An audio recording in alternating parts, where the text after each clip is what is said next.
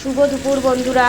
আমি আজকে ভোলা মাছের একটা খুব সুন্দর রেসিপি বানাচ্ছি, যেটা তোমাদের খুব ভালো লাগবে। আশা করি এরকম ইউনিক একটা রেসিপি এতদিন তোমরা পাওনি। তাহলে চলো, আমি এখানে দেখো আলুগুলো ভাজতে দিয়েছি। সর্ষের তেলে করবে এই রান্নাটা, তাহলে দেখবে খুব ভালো হবে। এখানে আমি আলুগুলো ভাজছি আর ভোলা মাছ দিয়ে করছি। ভোলা মাছের একটা রেসিপি দেখো। ভোলা মাছ ভেজে রেখেছি, আমার কাছে এতগুলো ভোলা মাছ আছে। তা এখানে আলুটা ভাজছি, আলুটা ভেজে নিই। দেখো বন্ধুরা, এখানে আমি একটা মশলা করে রেখেছি। যেহেতু আমার অনেকগুলো মাছ, সেই জন্য আমি এখানে 6 চামচ ধনে গুঁড়ো নিয়েছি। তোমরা গোটা ধনেও নিতে পারো, গোটা ধনে শিলপাটা বেটে নিতে পারো। আমি ধনে গুঁড়ো নিয়েছি 6 চামচ, আর 2.5 চামচ নিয়েছি রাঁধুনি। আর আদা নিয়েছি ঠিক এই আঙ্গুলের 1 আঙ্গুল সমান আদা নিয়েছি।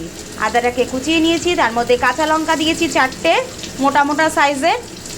এই লঙ্কাগুলো খুব ঝাল হয়। এগুলোই মোটা মোটা সাইজের 4টে ব্লেন্ড করে নিয়েছি আমি। আবার ওটাকে ফোড়নের সময়ও দেব। তাহলে এইটা পেস্ট করে নিয়েছি আমি। এর মধ্যে নুন, হলুদ আর একটু চিনি দিয়ে তারপরে মশলাটা দেব। দেখো বন্ধুরা, আমি এখানে নুন দিচ্ছি এই মশলাটার মধ্যে। 1 চামচ নুন দিলাম, প্রয়োজনে দেবে আবার। লঙ্কার গুঁড়ো আর দেবো না, যেহেতু লঙ্কা দিয়েছি। লঙ্কাটা গোটা দেবো আমি। হলুদ দিলাম অল্প করে।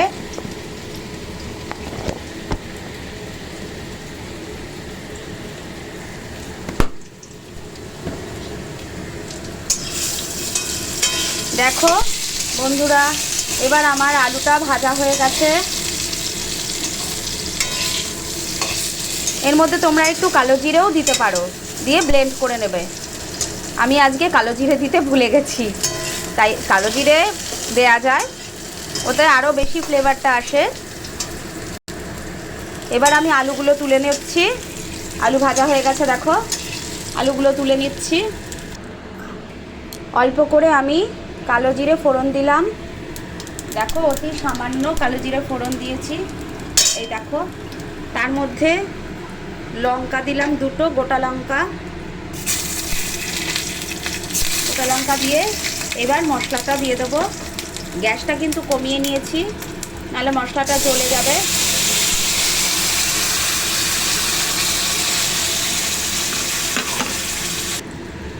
দেখো বন্ধুরা, আমি এইটা দিয়েও মশলাটা দেব। বাটিটা আমি এই চামচ দিয়ে মেপে, ছোট চামচ মেপে মেপে মেপে মশলাটা দিয়েছি। এবার আমি বাটিটা ধুয়েও দিচ্ছি।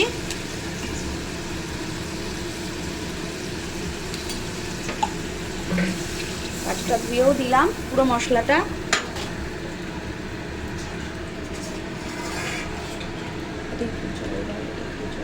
জল দাও এর মধ্যে, এটা আমার খাওয়া জল।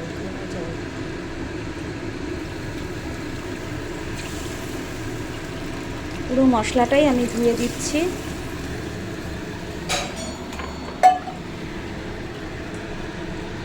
গ্যাসটা বাড়িয়ে ওটাকে কষাতে হবে। গ্যাসটা বাড়িয়ে দিয়েছি।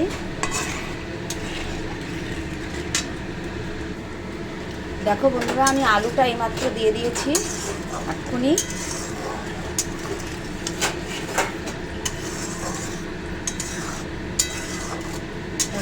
কষানো হচ্ছে, গ্যাসটা বাড়ানো আছে। দেখো বন্ধুরা, কষা হয়ে গেছে মাছের মশলাটা।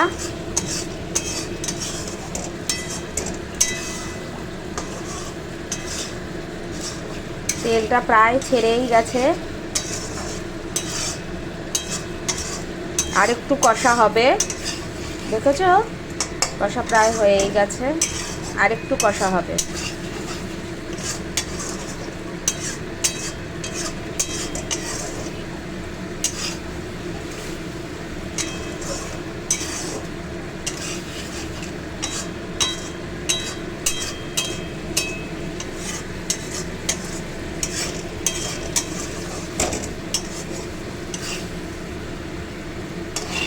বেরিয়ে এসছে।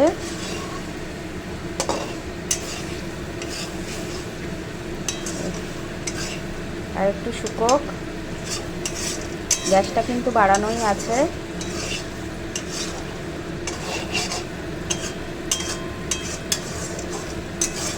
এর কাইটা দিয়ে খেতে খুব ভালো লাগে, এতটাই টেস্টি হয় এটা।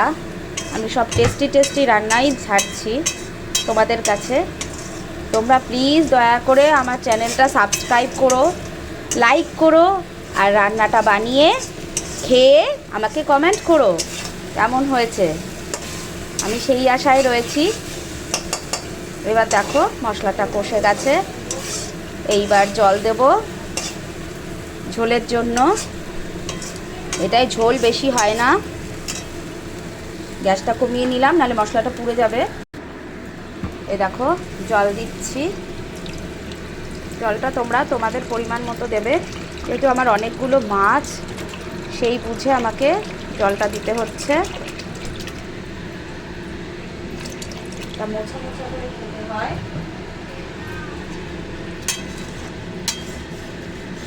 এটার যে ফ্লেভারটা বন্ধুরা, আহা, ফ্লেভারটা বেরোলেই, গন্ধটা বেরোলেই মনে হয় গরম ভাতের সাথে এটা খাই। এটা যে কি মজা হয় তোমাদের বলে বোঝাতে পারবো না, এতটা টেস্টি হয়। এই রেসিপিটা আমার বাবার খুব প্রিয় ছিল, আমার বাবা খুব পছন্দ করতেন।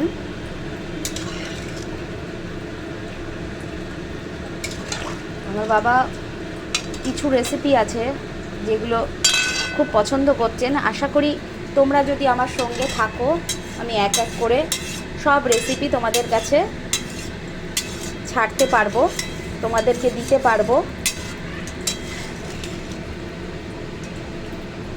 তোমরা প্লিজ আমার সঙ্গে থেকো,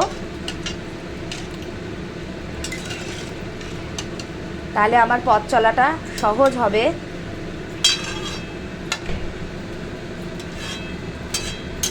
আরও টেস্টি রেসিপি তোমাদের কাছে আমি ছাড়তে পারবো।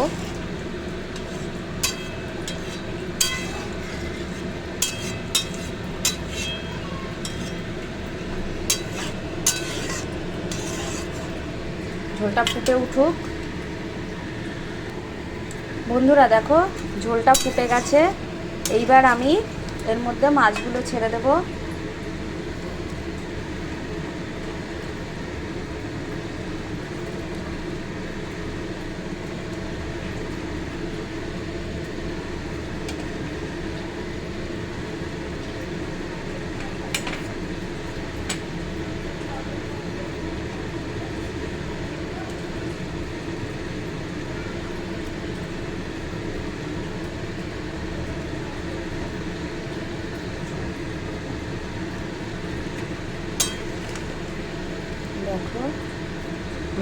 দেখো মাছগুলো ছেড়ে দিয়েছি, এবার একটু ফুটবে,